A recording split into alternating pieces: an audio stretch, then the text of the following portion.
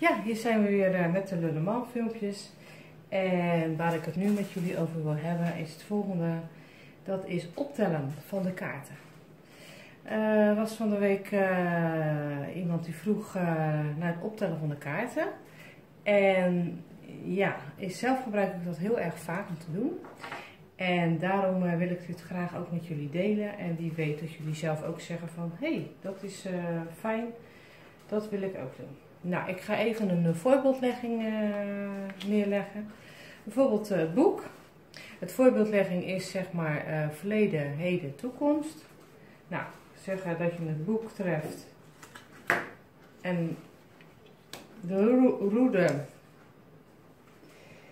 en de weg. En de vraag gaat over de liefde. Dus maar even dus het thema is de liefde. En de vraag is van hoe zit onze relatie in elkaar en hoe gaat dit zich verhouden ook in de toekomst. Nou, wat je kan gaan doen is, je telt het op bij elkaar. Dus je kijkt eerst naar het verleden. Nou, dat is 26. Dan kijk je naar het heden. Dat is nummer 11. En dan kijk je naar de toekomst, dat is nummer 22. Ja, normaal zou je zeggen van er kan in de relatie een geheim zijn. Zeker als er nog een andere vrouw naast ligt, behalve de persoonskaart. Maar er kan in ieder geval een geheim in de relatie zijn. Een secret, wat er niet wordt verteld. Iets wordt in ieder geval niet verteld. Of het misschien een andere verhouding is of iets anders. Maar die kans zit erin. Dan nummer 11, dat is heel veel stress, heel veel verdriet, maar ook eigenlijk heel veel ruzie en zo. En spanning in de relatie. En het kan zijn dat je dan in de toekomst, als je de weg hebt getrokken, dat je een keuze moet maken in jouw relatie. Nou goed, dit zijn maar een paar voorbeeldkaarten hoor. Ik heb gewoon wat gepakt uit de stapel. Ik heb niet geschud, wat dan ook. Maar dan weet je het als voorbeeld. Nou, dit zou je nog met elkaar kunnen optellen. Dus dan heb je 26 en 11. Dan is 37. En dan doe je 22 erbij. En dat is 59. Nou, dus die drie kaarten bij elkaar is bij elkaar 59.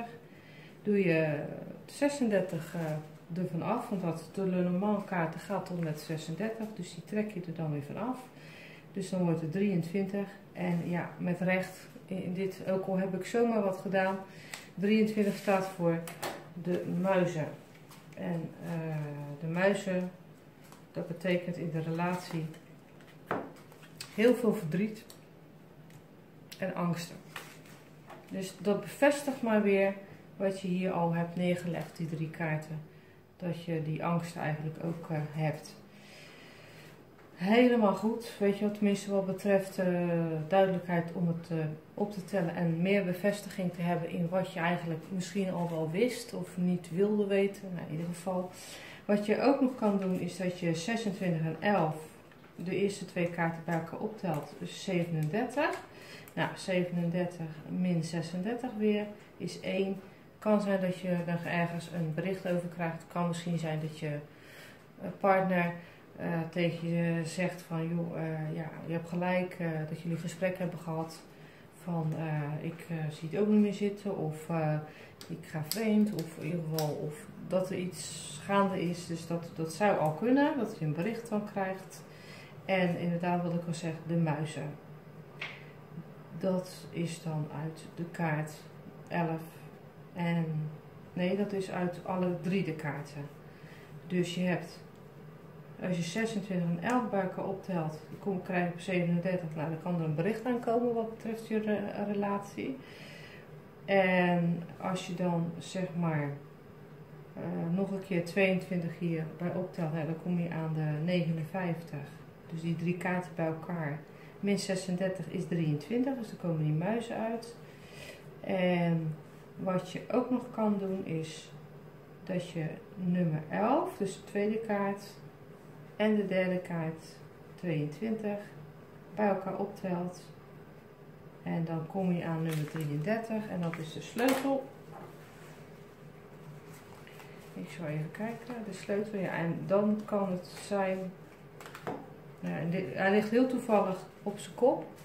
Ik heb het niet. Ik haal hem er zo uit. Ja, dan komt er dus geen oplossing.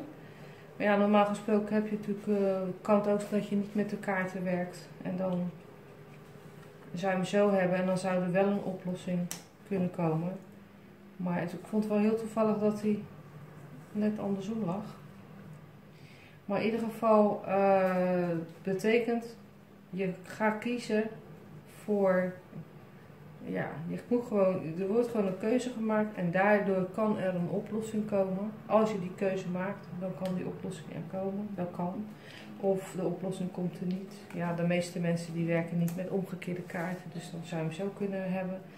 Dus dat is dan de uitkomst van 11 en 22 bij elkaar is 33. Heb je alle kaarten bij elkaar, die 3, en je telt ze bij elkaar op en je trekt er 36 van af, dan kom je aan nummer 23.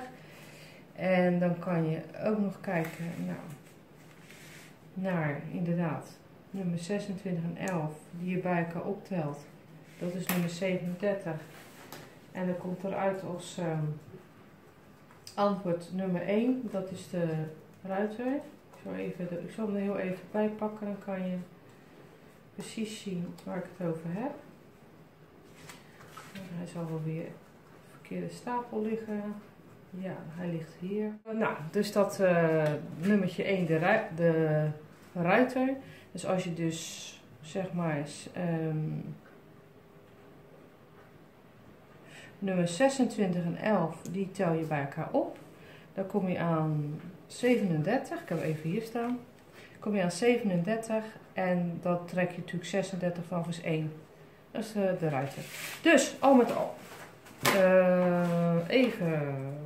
Ik heb zomaar kaart getrokken, maar het is ter verduidelijking wel makkelijk. Als je gaat optellen met de Lenormand bijvoorbeeld, het gaat over de liefde. Dat is het thema en het thema is eigenlijk hoe gaat onze relatie verder nu, maar ook in de toekomst. Nou, dan heb je het boek. Er kan een geheim in de relatie zijn. Er kan niet alles gezegd zijn in de relatie.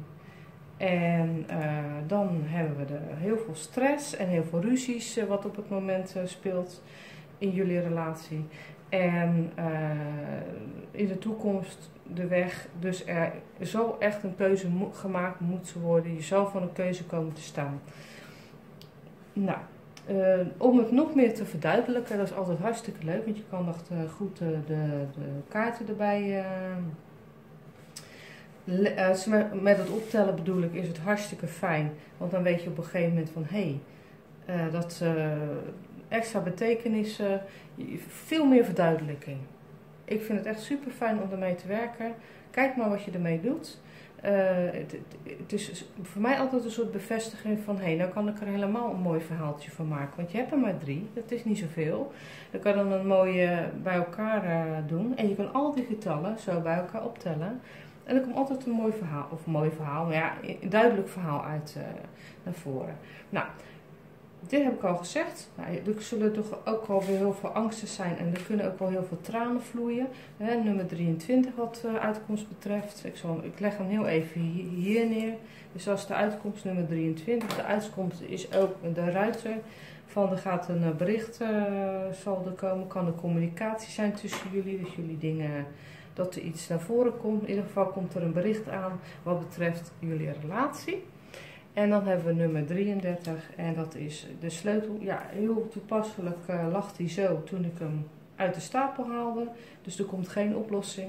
De meeste mensen werken niet andersom met kaarten die andersom zijn. Dus we doen het even zo.